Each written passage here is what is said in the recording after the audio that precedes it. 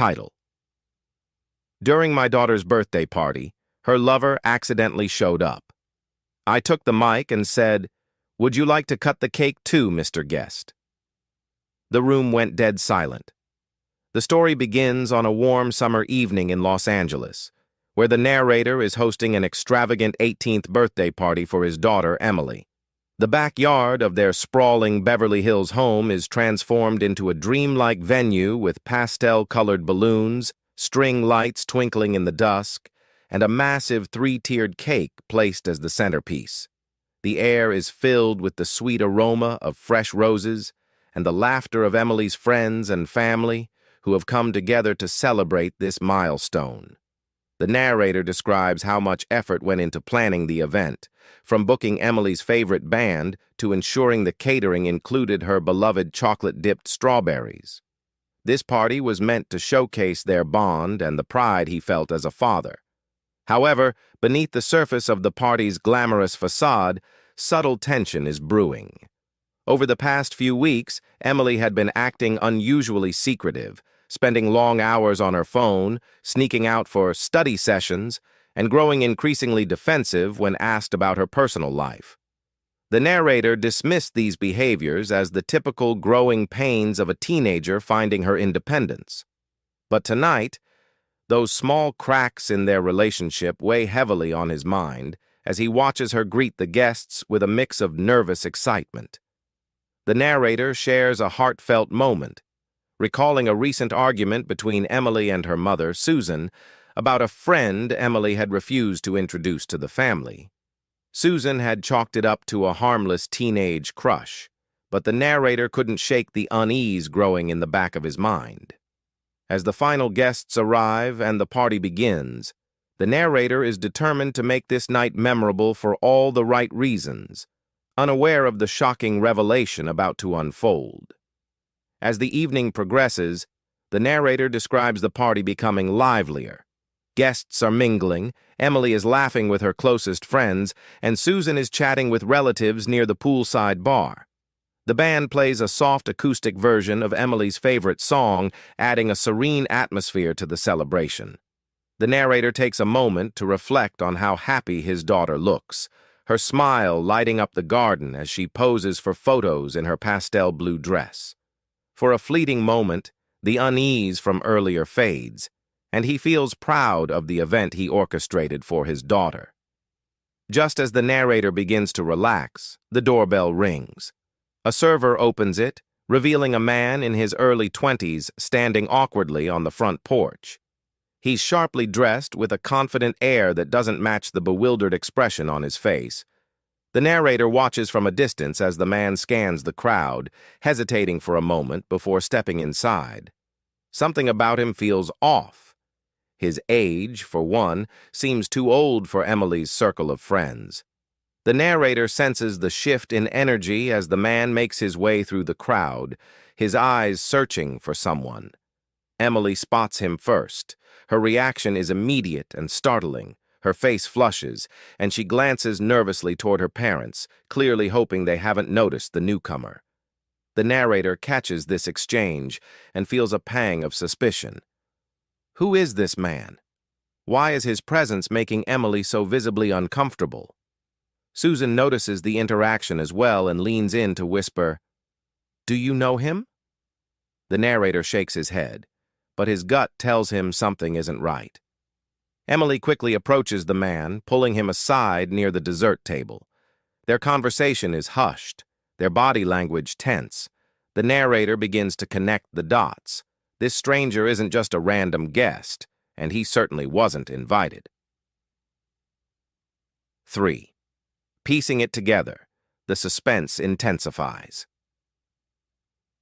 As Emily continues her hushed conversation with the mysterious man near the dessert table, the narrator grows increasingly suspicious. From his vantage point by the bar, he notices the subtle but telling signs. The way Emily nervously tugs at her necklace, the man's occasional glances toward the crowd, and their deliberate attempt to stay out of sight. The joyous backdrop of the party, the laughter of children, the soft melodies from the band, and the warm glow of the fairy lights strung across the garden, only makes the tension in the air more pronounced. The narrator exchanges a glance with his wife, Susan, who is now watching the interaction with narrowed eyes. "Do you think we should ask Emily who he is?" she murmurs, her tone carefully measured. But before the narrator can respond, he notices something that makes his stomach churn. The man's hand briefly brushes against Emily's in a way that feels far too familiar. He begins to piece together the puzzle. This isn't just a friend from school or a co-worker Emily invited at the last minute.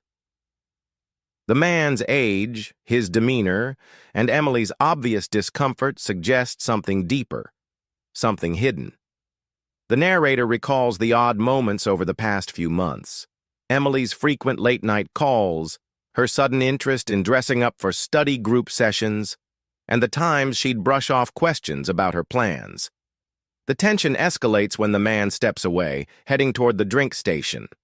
Emily quickly intercepts him as if trying to shield him from the crowd.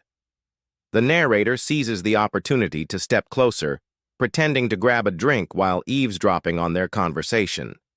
Though their voices are low, he catches snippets. "I told you not to come, and I just wanted to see you." The realization hits him like a freight train. This man isn't just a guest, he's Emily's secret lover. The thought makes his blood boil, but he forces himself to stay calm. This is his daughter's birthday, and any rash action could ruin the night. Instead, he chooses to observe, waiting for the right moment to intervene. The narrator finally decides that the time for quiet observation is over. As Emily and her mysterious guest attempt to blend into the crowd, he calmly makes his way toward the stage where the microphone is set up for the cake-cutting announcement. The vibrant scene of the party, a backyard in Beverly Hills adorned with string lights, pastel balloons, and tables lined with delicately crafted desserts, provides a stark contrast to the storm brewing inside the narrator's mind. With an easy smile that masks his inner turmoil, the narrator taps the mic to grab the attention of the room. The chatter dies down, and all eyes turn to him, including Emily's, whose expression shifts from surprise to apprehension. "Ladies and gentlemen," he begins, his voice steady but laced with subtle intensity, "before we cut this beautiful cake for Emily's 18th birthday, I'd like to give a special shout-out to one of our unexpected guests." The room falls into a tense silence as the narrator turns his gaze directly toward Emily's companion, who is now frozen near the dessert table. Emily's face flushes with panic, her attempts to signal the man to leave now glaringly obvious to everyone. The crowd's attention shifts between the narrator, Emily, and the man, their curiosity and unease growing with each second. "Mr. Guest," the narrator continues, the sarcasm in his tone now unmistakable, "would you like to join us at the cake table? After all, you seem to have been such an important part of Emily's life lately." His words land like a thunderclap, leaving the crowd stunned. The guests exchange whispers. Susan stiffens in her chair, and Emily looks as though she wants the earth to swallow her whole. The man, caught off guard, hesitates before awkwardly stepping forward. His confident demeanor from earlier is now replaced with visible discomfort. Emily rushes to intercept him, mumbling something inaudible, but the damage has already been done. The atmosphere of the party shifts dramatically, with the cheerful energy replaced by palpable tension. The narrator's deliberate choice to stage the confrontation publicly leaves no room for denial. By now, the stakes are clear to everyone present, and the suspense has reached its boiling point.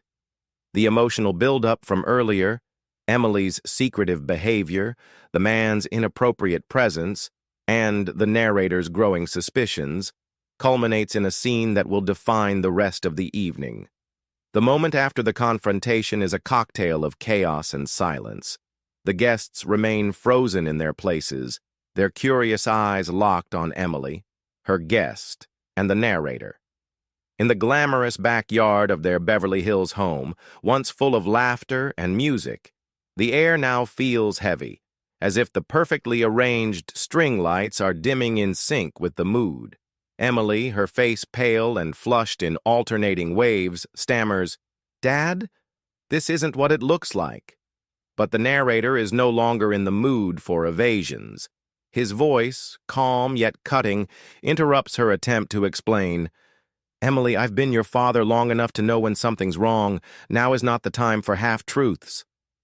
The mysterious man, Nathan, as Emily blurts out during the heated exchange, attempts to salvage the situation. "Sir, I think there's been a misunderstanding," he begins, but the narrator cuts him off, his gaze sharp. "Misunderstanding? Nathan, what kind of misunderstanding brings a grown man to an 18-year-old's birthday party uninvited?" Nathan glances at Emily, clearly caught off guard by how quickly the situation has spiraled. Emily, cornered by the pressure of the moment and the whispers of the guests, finally snaps. "Fine, we've been seeing each other," she says, her voice trembling. Gasps ripple through the crowd, and Susan visibly recoils in shock, her wine glass trembling in her hand. The confession hangs in the air like a grenade, detonating the carefully curated facade of the party. The narrator takes a deep breath, his mind racing as he processes the revelation. A flurry of emotions, betrayal, anger, and disappointment flickers across his face, but he keeps his composure. "Seeing each other?" he echoes, his tone icy. "Nathan, do you have any idea how inappropriate this is? You've crossed a line." Nathan attempts to defend himself, claiming he truly cares for Emily, but the narrator isn't buying it. The crowd is now fully engaged, their eyes darting between the unfolding drama and each other, murmuring in disbelief. Emily pleads with her father, tears streaming down her face. "Dad, please. He's not what you think. I love him." The narrator, torn between his paternal instinct to protect his daughter and his rage at Nathan's audacity, looks at Emily with both heartbreak and resolve. "Love?" he says quietly, his voice barely above a whisper. "Emily, love doesn't hide in the shadows. Love doesn't show up uninvited to family events like a thief in the night." The fallout becomes unavoidable. The guests, sensing the weight of the moment, begin to discreetly leave, understanding this family matter is beyond their place. Nathan, realizing he's overstayed his welcome, awkwardly excuses himself, but not before the narrator warns him in a voice laced with finality. "You will never step foot in this house again.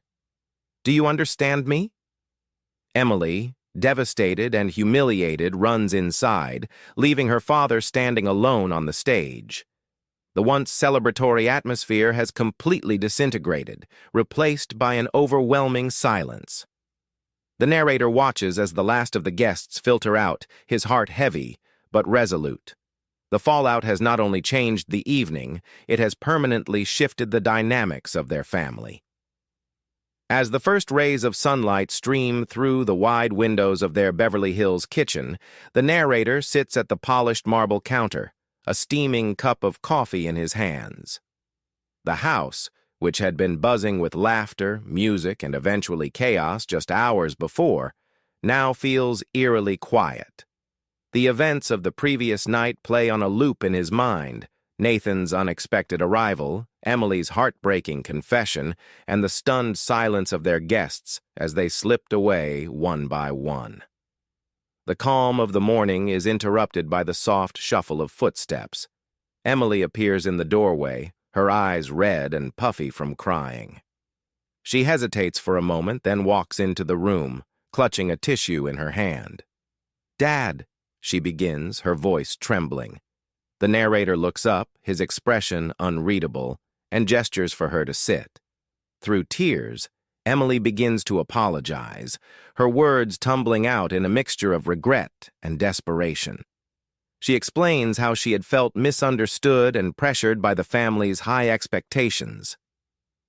"You and Mom always want everything to be perfect," she says, her voice breaking. "But I needed to make my own choices even if they weren't perfect." The narrator listens intently, his coffee untouched. For the first time, he begins to see the cracks beneath Emily's confident exterior. Her rebellion, though misguided, was her way of asserting independence in a world where she often felt confined. He takes a deep breath before responding, choosing his words carefully. "Emily," he says, his tone steady but firm, "I've always wanted the best for you, not to control you, but to protect you. Love is a powerful thing, but it's not an excuse to ignore boundaries or make reckless decisions." Their conversation shifts into a heartfelt father-daughter talk, the tension of the previous night giving way to a fragile sense of understanding. The narrator sets boundaries, explaining that while he loves her unconditionally, trust isn't something that can be repaired overnight. "Respect has to go both ways," he says. "You have to trust that I'm looking out for you, and I have to trust that you'll make choices with integrity and thought."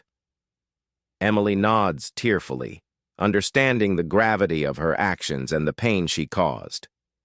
The narrator doesn't shy away from addressing Nathan's behavior, reminding her that love should be built on mutual respect, honesty, and transparency, not secrecy and lies. The kitchen fills with a tense yet hopeful silence as both father and daughter begin to pick up the pieces of their strained relationship. As days pass, the chaos of that unforgettable evening at the birthday party begins to settle.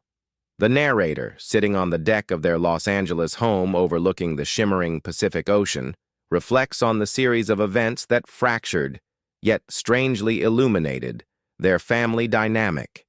He admits to himself that the night was a wake-up call, a painful, unexpected moment that forced them to confront truths they had been avoiding. Emily, though still grappling with the weight of her, started to show a new sense of maturity. She's been making small but meaningful efforts to rebuild trust, sharing more openly, sticking to her commitments, and spending quality time with her parents. The narrator watches her carefully, his heart heavy but hopeful. Trust, he knows, is fragile and takes time to repair, but the effort on both sides signals a step in the right direction.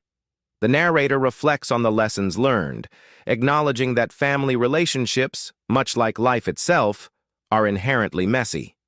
No family is perfect, he thinks, and no bond comes without its tests.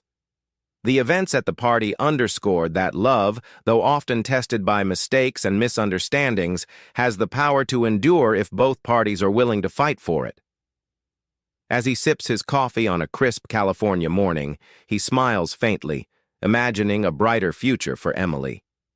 He hopes this experience has taught her that choices, especially in matters of the heart, must come from a place of respect for oneself and others.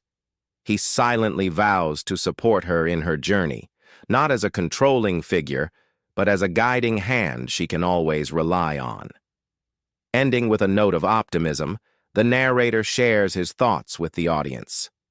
Family isn't about avoiding mistakes. It's about how you face them together. Yes, trust was broken, but I believe we're stronger for it.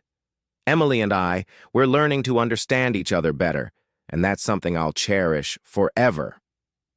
Thank you for being a part of this story with me if it moved you.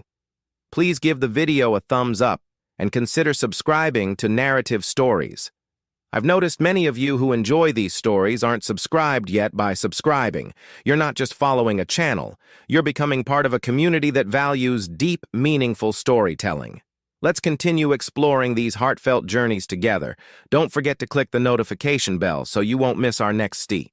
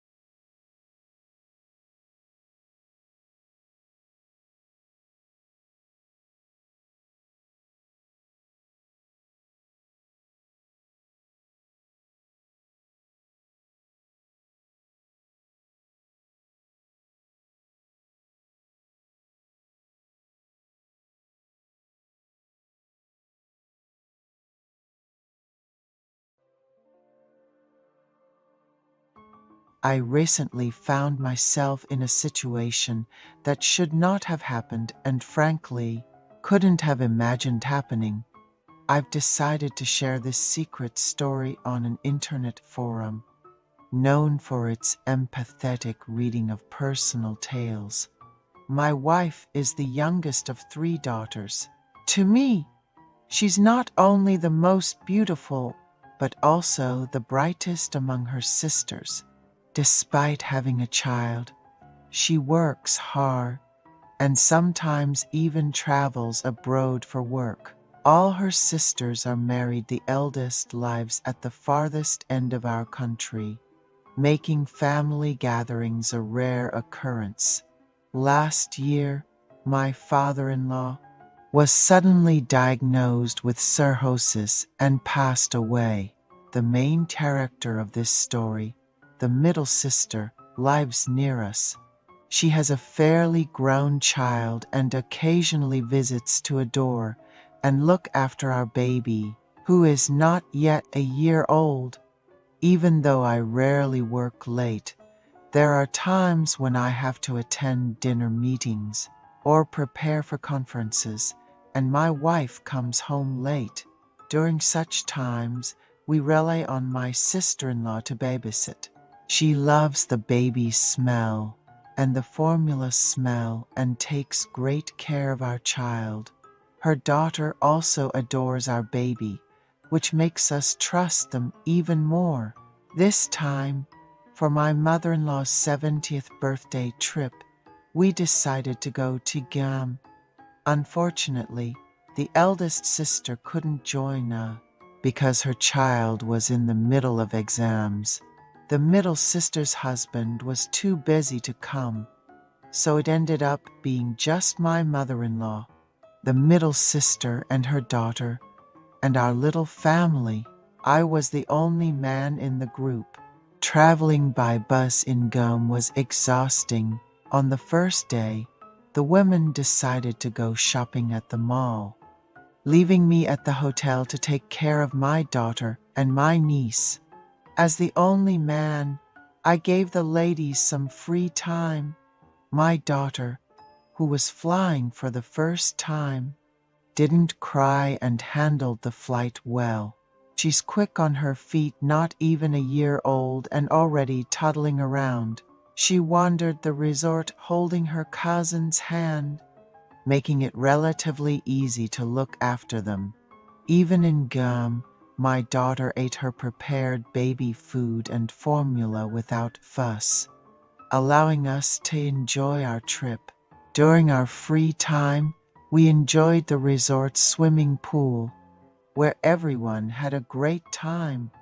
My daughter wasn't afraid of the water, even though it was her first time swimming. My wife, who returned from shopping with her arms full of bags, tried on clothes she bought for herself for the first time since having our baby. Seeing her so excited and happy made me feel an unexpected rush of emotion. We quietly enjoyed our time together while making sure not to wake up our sleeping child. I work for a major corporation, receiving a hefty bonus every year, and although we have a small mortgage, my wife and I own a house together. With a beautiful wife and a lovely daughter, I consider myself the happiest man alive these days. However, on the second day of our trip, things took a strange turn. My wife became unusually irritable, leading to an unexpected argument.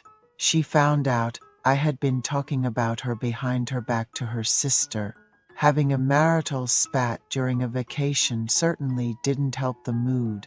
Pretending to be magnanimous, my wife said she'd go to bed early with our child because she couldn't stand the sight of me. As I mentioned before, my wife is the prettiest among her 3 sisters, though her sister is quite attractive as well. All 3 daughters of my mother-in-law are beautiful. My wife gained 20 during her pregnancy and is still concerned about the weight. whereas her sister is the tallest and slimmest among them, even though she eats the most at meals. My wife went to bed early, and her sister, not feeling sleepy, suggested we go out for a beer. Feeling down, I accepted her invitation, and we took a taxi to a nearby pub. It was convenient to easily obtain travel information through an app, even abroad. My mother-in-law was watching our niece, so my sister-in-law went all out with her makeup, looking very pretty. She has a darker skin tone, but a healthy and attractive face. We took a taxi to the bar, and she shared how happy she was to be on this trip, as she hadn't been out in the evenings for a while, due to raising a child, and had grown distant from her friends. Moreover, her husband doesn't drink, so she felt suffocated, drinking at home as he would give her disapproving looks. She was thrilled to be having a good time on this trip. My sister-in-law reassured me, saying, "Let's live through fights and disagreements. It's normal to argue during trips. Don't worry too much." We ended up drinking more than usual, and embarrassingly, I vomited. I was wearing thin cotton pants, which I had to dispose of, leaving me feeling quite embarrassed. My sister-in-law took out wet wipes from her bag to clean me up. Urging to return to our accommodation, we took a taxi, but my wife didn't answer the door, likely sleeping deeply. My sister-in-law was sleeping in her mother's room with her daughter, so I had no choice but to stay in my sister-in-law's room for a while. I took off my dirty clothes and washed them. After a refreshing shower, I planned to spend a short time in my sister-in-law's room before heading to my own room early in the morning. Continuing from the previous scenario, after the husband cleans up and returns from the bathroom, his sister-in-law smiles at him and comments in a low voice that his wife is lucky. He responds by revealing that since his wife became pregnant, they have not shared a room. His sister-in-law shares that she has also been sleeping in a separate room for years, and they spend the night together. She expresses envy towards her sister for having such a close relationship with him, mentioning it's her first time feeling this way. The husband reflects on his marriage, suggesting that not being close to a spouse who is attractive and kind might be akin to throwing away one's fortune.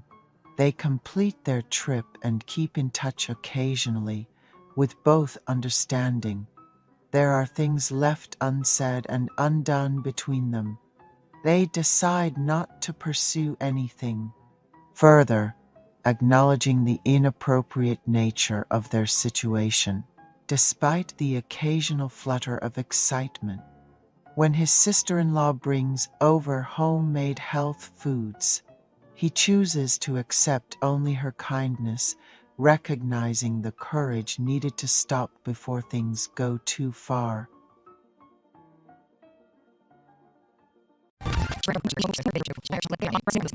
Let myself go. I like to believe the alcohol was self-medication due to the lack of affection and low-level depression, but now I know that is a partial cop-out. I should have been the best version of me that was possible. She did withdraw her affection during this time, but I can't blame anyone but myself for the way I handled the stress of a new job and the fact that I was taking her for granted and allowing her to pull away. We had sex maybe once, and not good. The bottom line is that I became a fat slob who kept her awake at night, in her eyes. She couldn't sleep with the noise, so I made the couch my home. Madden on Xbox became my emotional outlet, as ducked up as that is, and also probably brought back memories and resentment from our baby years when I had neglected her and played video games instead of facing reality. I had started a new challenging job and was preoccupied with that. This had been a big change for me, and one that I thought she appreciated. I had previously been living by good but inconsistent income and had been conventionally underemployed, which had caused a strain in our relationship as she thought I was holding out for a job in my career in a selfish manner, which is true, but I thought I deserved to do what I loved. I was right in this regard. She did previously love her job, but did not appreciate that she had to work 9 to 5 in a stressful environment to enjoy the same lifestyle as me. I think that she became resentful of not necessarily carrying the income load, but the fact that I didn't have to work as hard to contribute, and when I did, it was something I liked to do. In the previous years, she had paid the majority of our bills. These resentments build up, and she definitely has the ability to remember these things long after I have written them off and forgotten them. Even though I was grateful, her memory of slights is far reaching. She had become distant after I had visited my parents in a faraway state, and right after I came back, the job started kicking my butt and taking all of my emotional energy. That is the backstory. I am trying to be as self critical as I can be. I know I ducked up on relationship levels more than a person should be able to without repercussions. I just wish we had talked. I blame myself for that. I blame her more for finding another outlet. Fast forward to what a lot of people call Discovery Day. I went to bed believing that I was crazy and that we would work on our problems, which seemed to be all mine, my mistrust, and our recent distant behavior. I woke up in the night, sat straight out of bed because I had the phrase, "the truth will set you free," in my mind. I was having a minor panic attack and went downstairs. I looked at the receipt on the things she had bought and compared it with the time on the iPhone app. It proved that she was nowhere near her gym on the other side of town during the time she was gone. I yelled to her as she pretended to sleep, "You lied. You lied to me." I broke down as the full weight of the truth sat on my shoulders. She came downstairs as I broke down mentally. She admitted that she liked him. I threatened to leave. She let me know that she loved me, and it was a sympathy thing with him. She had brought him soup out of sympathy because he was poor and needed looking after. I went back later and checked the soup story versus the receipt. Not true. She said she bought it with cash and put it in a separate bag, which she bought for 5 cents.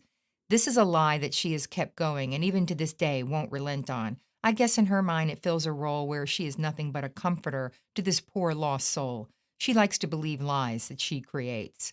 She later said in bed after our tears were done that she should have just admitted that she was bringing him soup. That lie sticks in my gall to this day. She was just sad at that point that she hadn't A, either lied better, or B, told a half truth, which I would have believed more. The next few weeks were brutal. I was full of love and forgiveness for her. I knew that I ducked up in regards to treating her right and wanted to make amends. She let me know what had pushed her to the point of an emotional connection with someone else. We spent time together. The next week, she talked to her friend C. She said that when she had let him know that we were through, he had just offered token support. She said this like this was something I would be happy to hear. It made me feel like the second choice, which is exactly what I was. But she felt that that is what I should be happy to be. Little bit by little bit, the truth iceberg surfaced. She didn't to this point admit to the truth. We were doing good, and the white surface was bobbing along on the calm sea. I asked her if she would ever hurt me again, and she looked in my eyes and said, "No, I love you." Below the surface, there was a layer of crap brown lies and deception. This is where it got bad. The lies continued. She checked her phone often and hid the number or deleted messages. I was so sad but so fearful of losing her, so I didn't make waves, just trusted what she said, even though I knew it was wrong. During this time, the description of her role with the affair partner, Bob, changed from best friend to motherly to soulmate, back to best friend, and then again to mother. One night, lying in bed, she asked me what I wanted from her. I told her honesty and affection. The look on her face made it clear to me that I had asked the two things that she was unwilling to part with. I am hazy about this time frame, but one night she threw it all on the table. Things were going good, and I asked her if she would not hurt me again. How naive I was. The look in her eyes as she reclined on the couch, me on the floor, I won't ever forget. She looked at me and told me that she didn't love me, that she was in love with Bob. I stormed out and couldn't believe it, although she had said the same thing to me years before about someone else. She packed her bags as I returned to the house and broke down like a pitiful beggar and begged her to stay. I spent the next 2 weeks at my sister's. I realized that she was battling depression and tried to justify her actions versus that fact. I got drunk with a neighbor and visited her, and she agreed that I was the best thing in her life and that she didn't deserve to be with me, but that we would work it out. We spent a lot of time texting. I rejoined her just before my parents were visiting. I asked her to block Bob's number and delete him from Facebook. She wouldn't, as it violated who she was and her independence. This broke me, and I didn't have the heart to break it off then. She was part of the family, but when she joined us on vacation, it was awkward, and she was pining for the other man in a passive-aggressive way. I poured myself out and got a token back. When we got back, we split up again for another month. She needed space. This was around Thanksgiving. Halfway through, I made it known to her that I wasn't going to take any more mistreatment, although I knew I would. I went over to her with the intention of breaking it up with her. She knew what was coming. I gave her some ultimatums that I needed in order to stay with her, money that we both shared, transparency with her passwords. She was contrite, said that she had had a change of heart. She honored some of my requests. She gave me the money. I'm glad about that. I was weak. I believed that she did love me, but I didn't know her heart was split in two. She didn't have the ability to give me what I asked. The next week had the same results: lovely text messages, reconciliation, and ultimately enough so that I would be strung along. This is as much fault of mine as it is hers. At this point, I am in the fog as well, the fog that says that this person is going to change despite the evidence. Fast forward to December. She is keeping all of my boundaries. I am showering her with affection. We are making mediocre love, where she disappears immediately afterwards, no cuddling or reconnecting, like she has to cleanse herself of me. I feel like I am violating her on some weird level. I am suspicious, but she is keeping the straight and narrow. Here comes my gut. I felt it and drank to gain the courage. We fight about her quitting her job. I ask if she is still in love with Bob. She says yes. I can't work with that. I kick her out. She emails me about love. I'm buying in. What the hell is wrong with me? Update. As I was reading responses to the original post and realizing that she was stringing me along as a backup plan for 3 months and using me to incite jealousy in him and therefore gain a commitment, a friend informed me that they were together. I checked our phone bill, and yes, a flurry of texts between Bob and her. She had just sent me an email about how she loved and respected me. I had bought into it because after I threw her out on the 22nd, she had made suggestions that she would work on herself, find herself, and leave Bob alone for now. I became incensed, grabbed whatever was left of hers, and tossed it into the yard, letting her know via text. She showed up about 5 minutes later, dressed in a baggy pair of his sweatpants. I took frequent breaks. Eventually, her friend showed up. I kept tossing things. She informed me that I was classy. I asked if she was now giving lessons on classy behavior. She stayed all night when there was items that her car couldn't fit. She just sat in the car texting Bob. In the morning when I woke up, she was carting a few things in the U-Haul. Bob didn't show up, thankfully for him, as he would be in the hospital and I in jail. The landlords, our neighbors, watched the whole thing from inside their windows. I was a little embarrassed that next day, but one of them had been in a relationship where she was cheated on and was cheering me on from inside the house, apparently. It felt really good and cathartic at the time, and overall, it was a good experience. I did feel guilty the next day, mainly for letting her crap affect my emotions so much, and stupidly apologized. She said, "I'm not mad, I'm just heartbroken for us." This pissed me off because I was hoping for mutual hate. I could be rid of her manipulations. I'm like putty at this point. I'm still in love with her and in hate. I wish I could cleanse my emotions and get over her, but I don't have a clear roadmap to do that.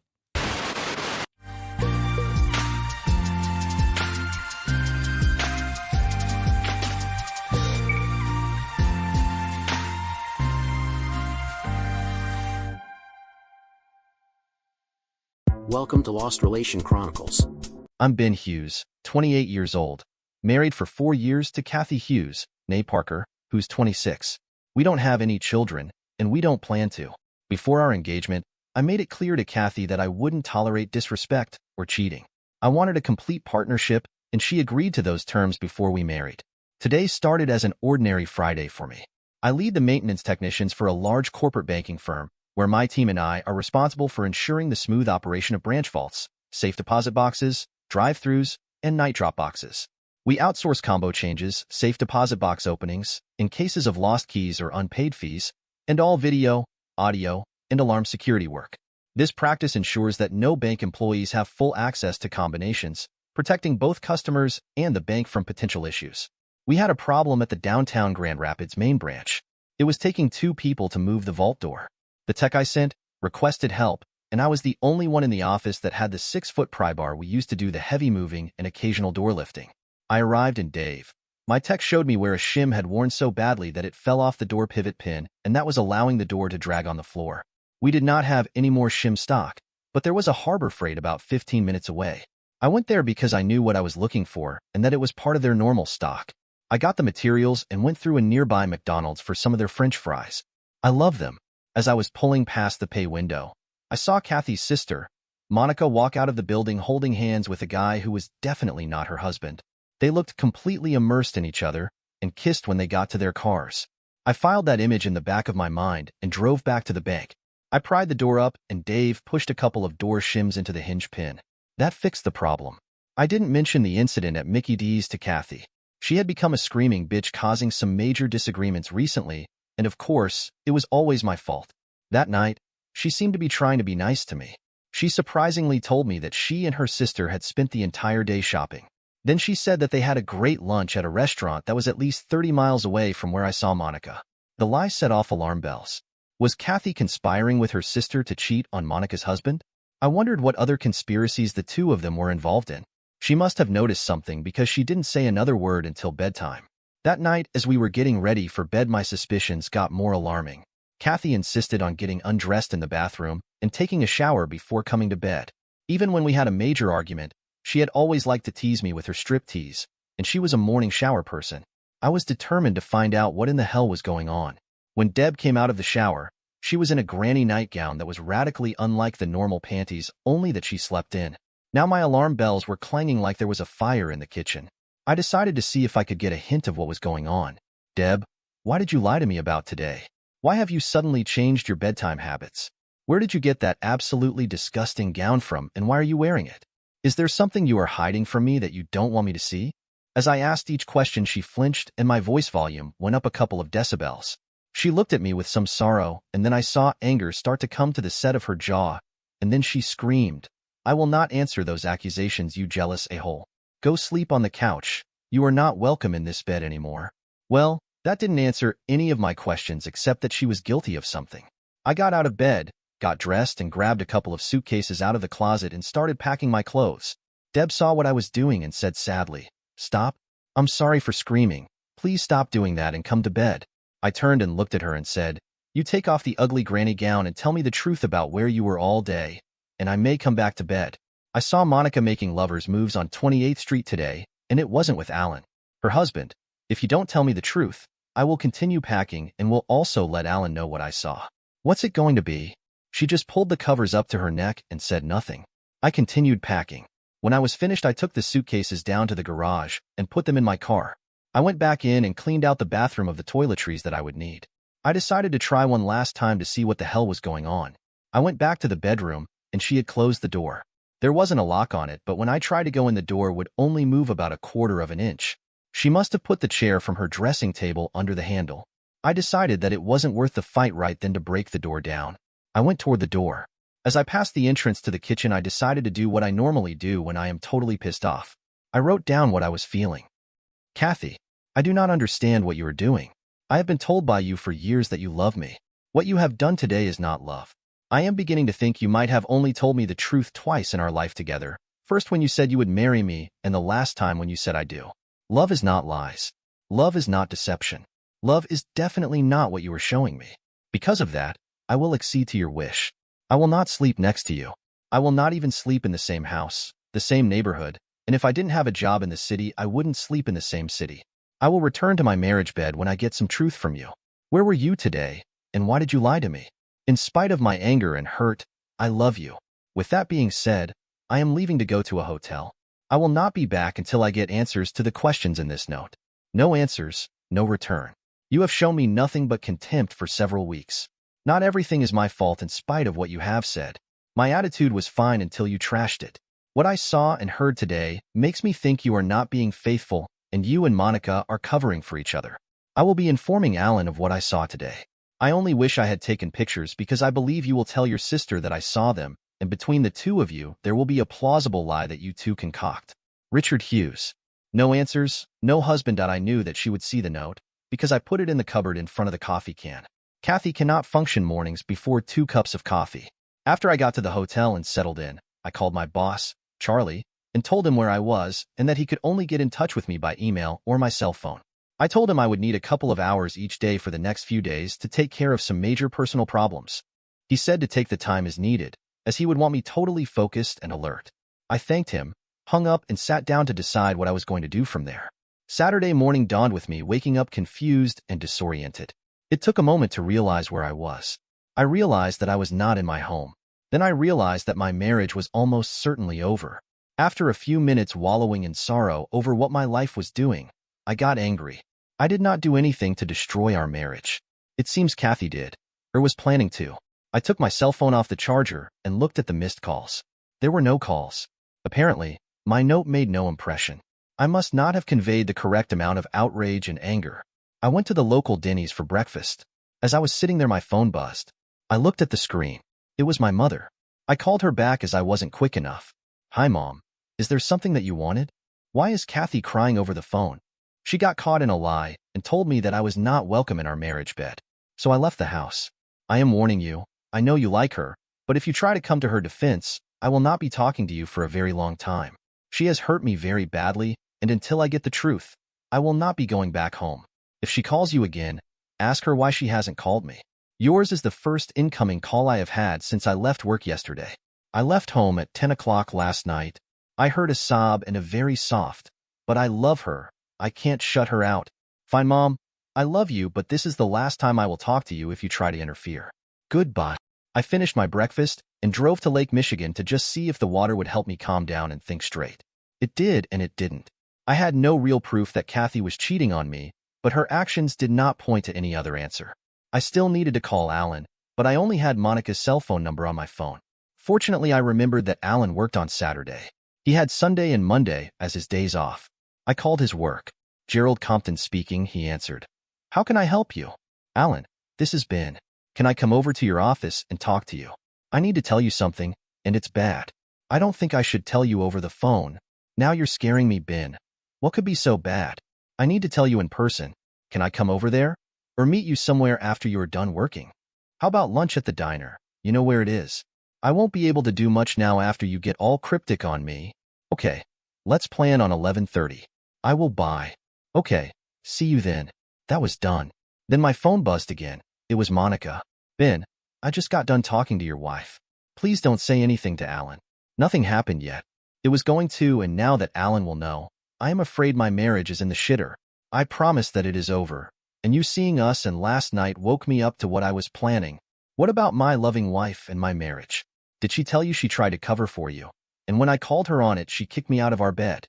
Just so you understand, I am meeting Alan at 11:30, and if you don't tell him before then, I will. Oh, one other thing. I hope that lunch at McDonald's was worth your marriage. It wasn't worth you screwing up mine. Goodbye." I ended the call. Alan was there waiting for me. He started talking as soon as I sat down. "Monica called me and told me what you saw. She claims it was innocent," he added. "She said she was with her insurance agent trying to price a new policy. Does she normally hold hands and lean her head on the agent's shoulder when she is walking him to his car? Does she kiss the agent goodbye normally?" I saw a flash of anger come over Alan. I held up my hand. "Please let me finish. I came home from work last night, and before I could say anything, Kathy told me of the wonderful lunch she had with her sister at a restaurant more than 30 miles from where I saw Monica. Then when I confronted her about the cover-up, she told me to sleep on the couch, as I wasn't welcome in my own bed. Does that sound like an innocent lunch? She did that. That is not all. She has always, since the day we were married, been a morning shower person and has always teased me as she gets undressed and ready for bed. Last night, for the first time since we were married, she got undressed and ready for bed in the bathroom behind a closed door. She took a shower before coming to bed and came out of the bathroom in a head-to-toe granny gown. She has never worn more than panties to bed since I have known her. What am I supposed to think of that? I didn't wait for an answer. My anger from retelling things was topping out. I excused myself, threw some money on the table, and I left. As I got close to my car, Kathy and Monica were both there. They were both crying. I turned around and started walking away. I could not stand to be with a couple of liars at that time. I walked in a large circle for over an hour. I stopped at a street vendor and got a hot dog. It sat in my stomach like a brick. I finally came upon a small park and sat on one of the benches, and I just cried. I cried for myself, my marriage, and for my hurt. After I composed myself, I went back to my car. No one was there, so I drove back to the hotel. Sunday I went for a drive. My phone had been silent. No Kathy, no Mom, and no Monica. I was about 60 miles from the city when I felt my phone buzzing. I pulled over and looked at the display for missed calls. The call was from my mother. I called her back. Mom, I was driving and couldn't take your call. Did you want or need something? I called because I have a crying pair of sisters camped out in my living room. They will not tell me what is going on, but that they feel they have destroyed both of their marriages. Do you want to tell me what in the name of hell is going on? Ask Monica who she was kissing at lunch Friday, and then ask my soon-to-be ex-wife why she lied to me and covered herself up and kicked me out of my own bed Friday night. If you get those answers and get the truth, you are much further ahead than I am. Kathy knows why I left the house Friday. She has not tried to talk to me since. I have to tell you, I am hurt that you are not doing what I asked. I will not take any more of your calls. Tell Kathy that I will not discuss our problems on the phone. If she decides to be honest, have her call me and we will mutually decide where and when to meet to talk without any mothers, sisters, lovers, or other watchdogs. Goodbye. Now I was angry all over again. I took several deep breaths and tried to calm down so I could drive again. About 20 minutes later, I felt rational enough to drive back to the hotel. Monday morning I drove to work. Sitting in the waiting room was Kathy. I walked on past. The receptionist paged me. I ignored it until I got to my office. I called the front desk and told the receptionist to relay a message to my wife. She said she would. Tell Mrs. Hughes that if she wishes to tell me the complete truth, she may come back to my office. Add that if there are any evasions or detectable lies, I will file for a divorce. Thank you, and I am sorry you are stuck in the middle of this. I had no visitor that day. I went back to the hotel. About 7 o'clock that evening the call finally came. Yes, Mrs. Hughes, are you ready to be honest? A very subdued Kathy quietly said, Yes, and I am sorry for the hurt I have caused you. Please come home and we will talk. I don't have a home. My wife told me she did not want me in her bed, so I left my home. I heard a gasp and crying. If you want to tell me the complete truth, I am willing to listen. I will not and cannot promise to return to your home. I am not only pissed off and hurt by your lies, but your attitude towards me for the last several weeks is unacceptable. Do you remember the fight you started 2 weeks ago because of the garbage? You jumped dead in my shit because I hadn't taken the garbage out. You didn't look in the wastebasket and see it empty, nor that the garbage cart was out at the curb. When I pointed them out, you didn't even attempt an apology. Sound familiar? I need and expect someone who claims to love me to be civil and respectful. 2 attitudes you seem to have abandoned. I took a deep breath and said, If you really want to talk and answer the questions I have, and answer them truthfully, tell me a time and place where you will be alone and we can talk. Your house, my mother's house, or Monica's house are not acceptable. Can you agree to that? More sniffles and a quick, okay, then she ended the call. I just shook my head and put the phone in the charger. I didn't get much sleep that night. Well, the next day there was no call, so I decided to be proactive. I called. It went to voicemail. Mrs. Hughes, you stated that you were willing to meet me at a location away from those I mentioned. You have not informed me of the location or time, so I am proposing a time and place. My attorney's office at 2:30 Wednesday. If that is not acceptable, please provide me with an alternative. If I receive an alternative location, fine. Otherwise, I will be in John's office at that time. Then I ended the call. I next called John Kavanaugh, my attorney. I explained what was going on and asked to use his conference room tomorrow afternoon. I promised there would be no throwing of objects and no physical altercations. He agreed to let me use it. He did remind me that the call to him was a billable event. Lawyers. Another almost sleepless night. I was at John's office at the appointed time. No, Kathy. I waited 15 minutes. No, Kathy. I told Jack to prepare the divorce papers. I asked to have her served at work. As I was driving back to work, I got a call from an unknown number. I pulled over and called it back. Governor's Hospital Emergency Room. How may I help you? Now I was really confused and scared. This is Mr. Richard Hughes. Someone at that number just called my cell phone. Can you tell me what this is about? Yes, I called. Your wife is being treated in the ER as we speak. Your name and number were on her emergency contact card. That's all I can tell you. Can you come here? If you can, I or the doctor will fill you in. I will be there in about 15 minutes. The call ended. When I arrived at the ER, I got a bureaucrat who wanted insurance information. I asked about my wife's condition and was told she requested that I not be told. The lady said, by law, if you are on the excluded list, we can't inform you of any medical information. All right, please inform your patient that I refuse to be responsible for any bills if I cannot be informed of her medical condition. Better yet, I am refusing payment responsibility. I would like to write a note to your patient. I will not be visiting her, so I can only communicate by writing. She got me a piece of hospital letterhead. Ex-Mrs. Hughes. Still playing games. Why am I on your excluded list? I have informed the hospital that I refuse to be responsible for the charges as I am not to be told what they are treating you for. Our next communications will be from my lawyer to yours. I am done. You can have the house, your car, and all of the bank monies. I just want out. I will have you served here or at the house. I will be over there to get all of my remaining stuff today. Please do me the courtesy of never trying to contact me except to agree to terms of the divorce. You didn't want to tell me the truth, so now you don't have to. I do not need any more hurt and will be quitting my job and moving away. I loved you, and you stabbed me in the back. Goodbye. The administrator took the note and scooted through the doors into the treatment area. I left and drove over to my house for the last time. I called Charlie and told him I was quitting. He asked me to stop and see him before I made it a formal request. I said, you deserve that. You have been a very good boss and a good friend. I just need to get away from this city. I retrieved all of the important stuff at my old house. I closed all of the closets and made sure everything was straightened up. I went to the office and talked to Charlie. He had a huge surprise for me. Don't quit. I have a position at a hospital group that the company just bought in Phoenix, Arizona. They need a facilities manager, and we were going to offer it to you next week. The salary is almost 50% more than what you get now, and we have an extended stay hotel suite reserved for a maximum of a year for you until you can find an apartment or house. Phoenix is an expensive town to live in and property is also the same. So we will give you a one-time bonus of $250,000 to pay for the difference between property values here and there. Do you want it? Yes, but there are two conditions I insist on. First, Kathy is not to know where I am from anyone in the company's employ. To do that, list me as voluntarily quitting and place a phony name on my files. One that only you know. Second, I will not have a company cell phone. I will turn my current one in and buy a new one that I will supply the number to my supervisor in Phoenix. Are those conditions okay?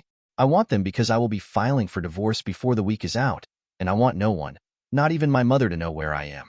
Just a heads up. Once I am down there, I will not communicate with this office except through you. Should I get a call from any number from this area code, I will be gone. I will call the people I want to talk to from a burner phone that I will buy and use one day and get a different one the next. Holy shit. Kathy really burned you, didn't she? I am sorry to hear that. I will take care of this as you want it. Your file will be under Val Kilmer here. Then he asked, when do you want to start? I can be in Phoenix a week from next Monday. I can start then if you can give me all the details. I continued. I will drive down and stay in the suite until I find something else. Okay, I will have the details by tomorrow afternoon. I headed back to the hotel. When I got back into my room, but before I got sat down, my phone buzzed. The number was my mother's number. I let it go to voicemail. I had warned her, and she didn't listen. I decided to go back out to eat and change phones. As I was walking to the local restaurant, my phone buzzed again. This time it was a number I didn't recognize. I answered. Ben, this is Alan. Kathy wants you to come and see her. She told Monica and I that you have told her you are going to get a divorce. She wants to talk to you before you have her served. Alan, are you with her now? Yes, she has been admitted to the hospital and will be here for a couple of days. Please put your phone on speaker if she's awake. Okay, she is awake and listening. Fine. I am going to say things as if I was talking only to you. I do not want to have to talk to her because she put me on the excluded list to get her medical information. Tell her that I will talk to her as soon as some tells me what in the name of hell disease she has, or what she is injured to put her in the hospital. Then tell her that I will only come if I can bring my lawyer, and if she agrees to tell me the entire truth. She is nodding her head yes. She can't talk as she has a tube down her throat. Is she going to allow me to have her medical information? She is shaking her head no. This call is over. The divorce papers are heading to court now. She will be served next week. Goodbye. I ended the call. The divorce papers were served just as Kathy was discharged. She decided to make the process last as long as possible. Unfortunately for her, I was driving to Phoenix. I left a quitclaim deed for my half of the house. I only took enough money from our accounts to pay for gas, food, and lodging until I can get to the apartment. My lawyer had notified the court so that the court knew what I was doing and I couldn't be accused skipping out. Kathy thought she would be cute, and through her lawyer, she demanded counseling. I said no, and the judge agreed. I also presented the judge my written property settlement. The divorce was granted, and no spousal support was ordered. Kathy got the house, but needed to sell it within 5 years or come up with half of the current appraised value, as the quitclaim was not part of the approved settlement. Kathy must have found a sugar daddy, because I received a certified check for more than $200,000 as my half of the equity. She has never tried to contact me. Now 5 years later, I was finally told what she was in the hospital for. She had a botched abortion, and she did not know who the father was, other than it wasn't me. The earth continues to turn, and the sun continues to rise.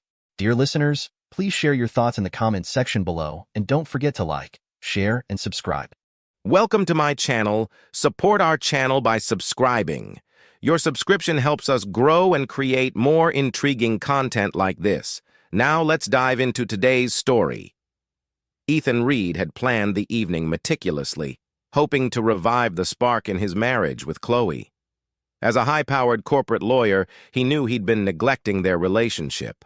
Long hours, endless deadlines, and mounting responsibilities had drained him, and Chloe's once bright eyes seemed a little duller every time he returned home. Tonight, however, was different. He'd taken time off, arranged a beautiful dinner, and prepared for an evening where they could just be themselves, away from the pressures of life. Chloe had seemed excited, too, dressing up in a way that reminded him of the early days of their relationship, when she was more carefree and adventurous. Dinner started off wonderfully, with soft music in the background and laughter filling the air. But as the evening wore on, Ethan noticed something odd. Chloe's gaze would drift, her laughter seemed slightly forced, and she kept glancing at her phone. When he asked if she was all right, she brushed him off, claiming she was simply tired from a long day at work. Ethan let it go, not wanting to spoil the night with suspicion. Little did he know. This was only the beginning of what would be a night that changed everything. After dinner, they watched a movie together, but Ethan noticed Chloe was distracted, scrolling through her phone at times. He tried to ignore it, hoping she would eventually relax. But when they finally went to bed, he was surprised to wake up in the middle of the night, realizing Chloe wasn't next to him. A soft, muffled laughter drifted from the living room. Confused and a little annoyed, he slipped out of bed to investigate. What he found when he reached the living room shattered the perfect image he had of their marriage and the friend he'd trusted for years. As Ethan approached the living room, he could hear voices, laughter, and soft conversation. He recognized his best friend Lucas's voice immediately. Lucas Grant, the charming photographer with an adventurous spirit, was Ethan's closest confidant. They'd shared countless memories, highs and lows, and he'd never suspected Lucas could be anything other than a loyal friend. But seeing him there at 3 a.m., sitting close to Chloe on the couch, both of them wrapped in a conversation so intimate they seemed oblivious to the world, Ethan felt an unfamiliar surge of anger. For a few seconds, he just stood there, watching them. Lucas was leaning toward Chloe, his face animated as he spoke, while Chloe looked back at him with a look of rapt attention Ethan hadn't seen in years. His mind raced with questions. Why was Lucas here at this hour? Why hadn't Chloe told him she'd invited Lucas over? The scene felt surreal, as though he were watching a stranger's life unravel before him. Finally, unable to contain himself, Ethan cleared his throat. Both Chloe and Lucas jerked back, startled by his presence. Chloe's face flushed as she struggled for words, while Lucas gave an awkward smile. "Ethan, we didn't mean to wake you up," he said, his voice filled with forced nonchalance. But Ethan wasn't buying it. He asked them directly and without room for evasion what was going on. Chloe looked at Lucas as though searching for guidance, before responding with a hesitant, "We were just catching up." The uneasy silence that followed spoke volumes, but it was nothing compared to what Chloe was about to reveal. After a tense silence, Chloe took a deep breath, her gaze shifting between Ethan and Lucas. "Ethan, there's something you need to know," she began, her voice barely above a whisper. Lucas looked away, avoiding Ethan's piercing glare. Chloe explained, with a trembling voice, that she and Lucas felt an inexplicable bond, a connection that went beyond simple friendship. Ethan's heart pounded as Chloe continued, "We both feel like we've known each other before, like we were once close, maybe even childhood sweethearts." Ethan's mind reeled. Childhood sweethearts in another life? The idea seemed absurd, almost laughable, yet the earnestness in Chloe's eyes and the strange, conflicted expression on Lucas's face kept him silent. Chloe tried to explain, stumbling over her words as she described vivid dreams she'd had recently. Dreams where she and Lucas shared a life together in some distant, forgotten era. She admitted that these dreams were so intense they left her feeling disoriented, as though pieces of her past were merging with her present. Lucas spoke up, finally breaking his silence. He too had been experiencing flashes of strange memories, moments that felt eerily familiar whenever he was around Chloe. He swore to Ethan that he had no intentions of interfering with his marriage, but this connection with Chloe was something he couldn't ignore. Ethan, a man of logic and reason, found himself caught between anger and disbelief.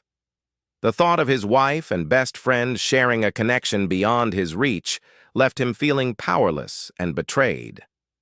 Unable to sleep, Ethan decided to confront Lucas the next day.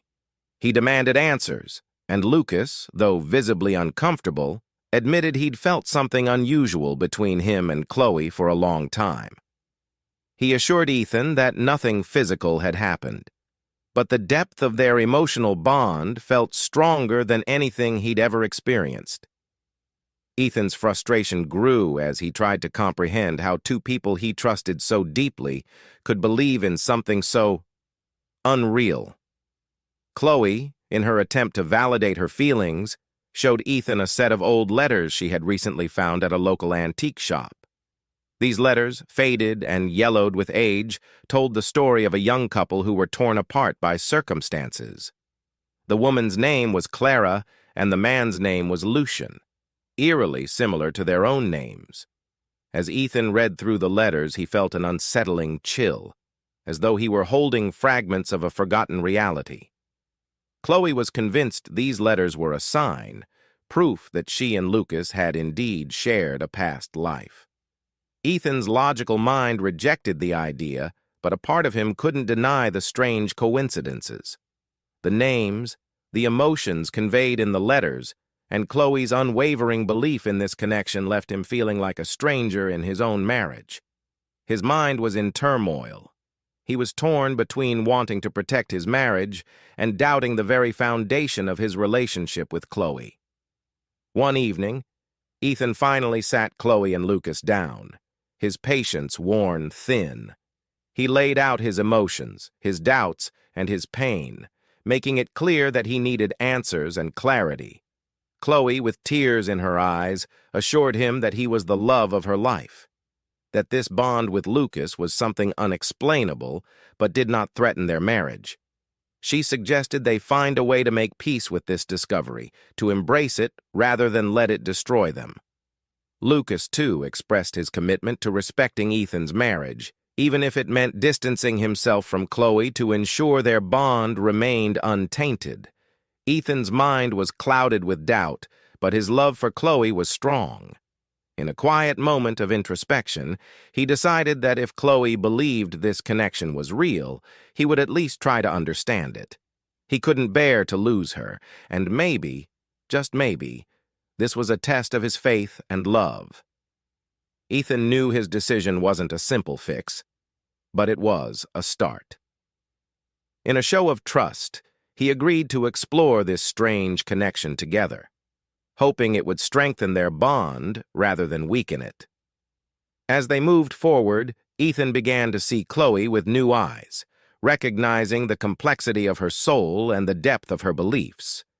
Lucas, for his part, remained a supportive but distant friend, respecting the boundaries they'd all agreed upon.